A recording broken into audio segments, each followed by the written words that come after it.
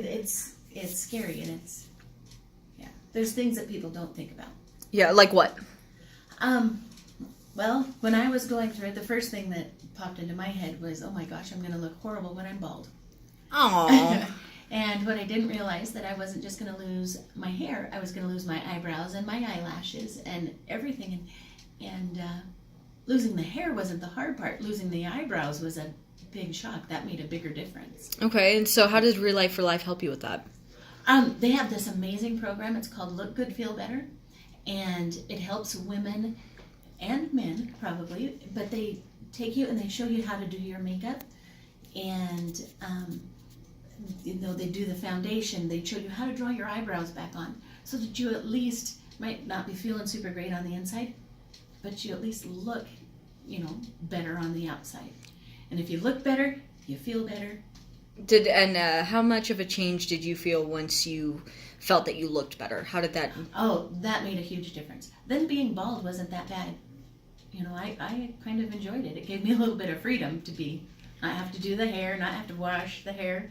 It's easier to cool yourself off. So you had breast cancer, correct? I did. And how extensive was your treatment process? I went through about 8 months of chemotherapy and another 2 months of radiation, plus 2 surgeries with a surgical biopsy and then a lumpectomy. Okay. And how crucial was people like Relay for Life and those programs to help you make it through and basically not lose hope? It was amazing, because being involved with the Relay for Life and the American Cancer Society early on, because of my father-in-law and my aunts and uncles, and my family has kind of a high number of cancer cases. But when I got my diagnosis, I kind of felt like, oh, I've got this. And I had this mental breakdown after about 2 days, because I knew that I didn't have this.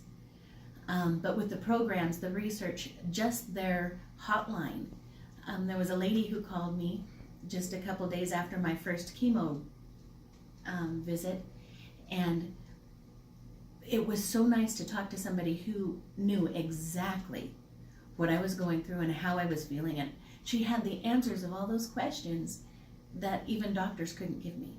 Have you started mentoring yourself, helping people? I have. It's kind of nice. I'm a school teacher, and I've always told my students, there's never a question that you can ask me that will embarrass me before it embarrasses you. Said I will answer any question that you ask. I have had friends after my diagnosis who have been diagnosed, and it's been kind of comforting to me to be able to go and just answer their questions or help them however they need me to help. I've even had a couple students who've come to me and said, what does chemotherapy feel like? And I thought they were doing a report, and it wasn't. My young student was going to start chemotherapy in 2 weeks. I know, that was a toughie. That was tough, but it was nice, because then I could kind of pay it back and be that person that this other lady was for me. How did they help your family when you were going through your tough times? Oh my gosh, the nurses and the doctors out at Misty are phenomenal. The American Cancer Society, the support and the care and the love that they give you, just knowing that you're there. Both of my daughters were very young when I was diagnosed, and every time I went in for a treatment, they got to go back. The nurses took them and kind of personally showed them all of this stuff, and this is what we're going to do, and this is what. And during radiation treatments, they got to hang out with the nurses and watch on camera, because they couldn't be in the rooms, and they got to be a part of it. And so they really helped to kind of take the scary out of the unknown, and that was really important, because a lot of times things are just so terrifying because you don't know what's coming. How has cancer and beating this changed the way that you look at life? Oh my gosh. It's kind of, once you have cancer, you have this diagnosis, and you find out that you're not immortal, you kind of get a new lease on life. Everybody takes lemons and makes lemonade, or you can go the other way, but you kind of develop a new sense of courage or a new sense of purpose, and you have to get out there and live your life. Do the best you can with what you have. don't be afraid to kind of take that next step.